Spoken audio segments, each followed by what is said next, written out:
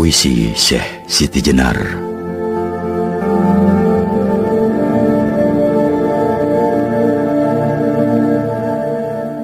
Agama harusnya menjadi jalan damai bagi yang melaluinya.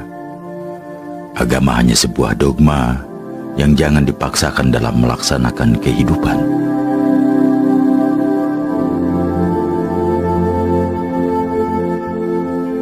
Itulah sembah puji senantiasa. Jika begitulah memang keberadaan manusia.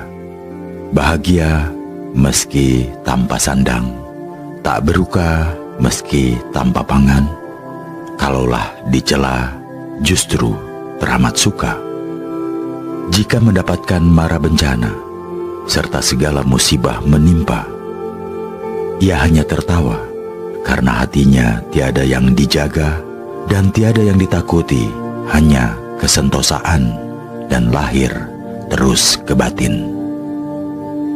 Lahir batin keberadaan sukma yang disembah Gusti, Gusti yang menyembah, diri menyembah disembah, memuji dipuji sendiri, timbal balik.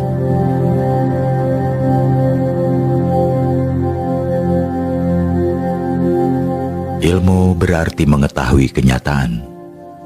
Yang bebas dari indera, melebih lepasnya peluru. Hakikat ilmu sejati terletak pada cipta pribadi. Maksud dan tujuannya disatukan adanya. Lahirnya ilmu unggul dalam keadaan sunyi jernih. Wahdat tergesira, kaula tunggal ing Gusti, tunggale tan pagepokan, epan kumpul dadi siji. Ing dalam kalimah takbir, munajat maring yang agung, tan ana Gustine kaula.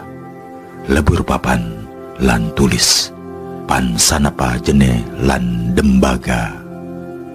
Wis ilang jeneng dembaga, sumerta araning jene, ananinging gumebyar, iku cahyanipun jene. Dan becik siraniti, pasemon kang kaya iku, pan aja kaliru tampa, kang dudu dipun araninya, mandar elameta imanira. Hidup itu bersifat baru, dilengkapi panca indera sebagai barang pinjaman. Bila diminta pemiliknya kembali, menjadi tanah dan membusuk, hancur dan bersifat najis. Karena sifatnya itu, panca indera tak dapat dipakai sebagai pedoman.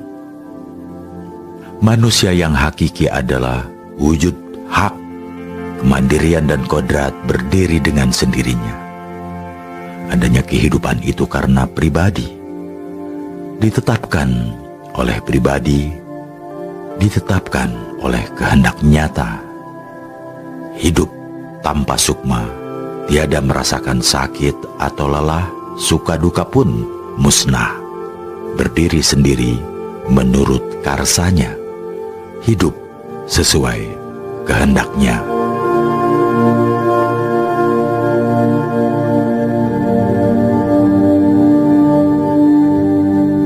Kodrat adalah kuasa pribadi. Tiada yang mirip atau menyamai. Kuasanya tanpa peranti. Dari tanpa rupa menjadi warna-warni.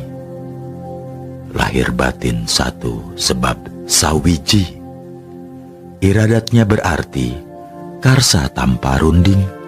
Hidup berdiri sendiri menurut karsanya, sesuai kehendaknya. Kurindukan hidupku yang dahulu kala, ketika aku masih suci tiada terkira.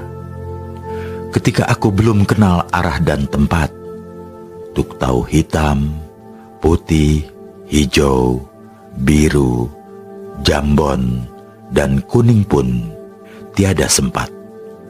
Kapankah aku kan kembali pada hidupku yang dulu? Lahir di alam kematian ini penuh kesusahan, lantaran kalu membuat sidat baru.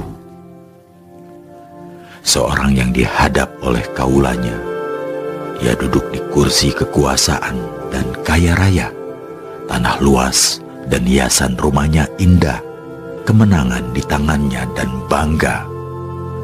Tidak tahukah dia?